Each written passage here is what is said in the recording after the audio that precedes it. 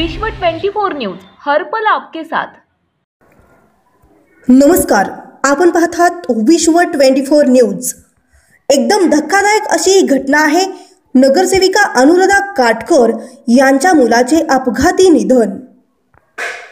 सोलापूर प्रभाग क्रमांक 20 मधील काँग्रेस पक्षाच्या नगरसेविका अनुराधा काटकर यांच्या लहान मुलाचे अपघातात निधन झाल्याची माहिती रविवारी सायंकाळी 5च्या सुमारास समोर आली।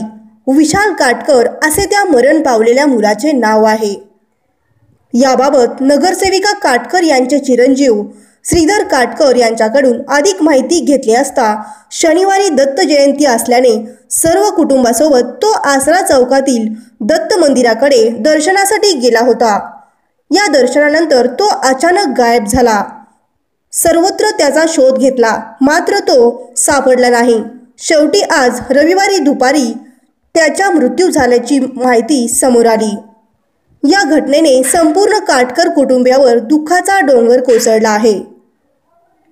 अक्कलकोट रोडवरील लिंबी चिंचोळी या ठिकाणी अज्ञात वाहनाच्या धडकेने जखमी झाल्यानंतर विशाल काटकर याला ॲम्ब्युलन्समध्ये घालून सिव्हिल हॉस्पिटलला आणण्यात आले होते, मात्र उपचारापूर्वीच त्यांचा मृत्यू झाला।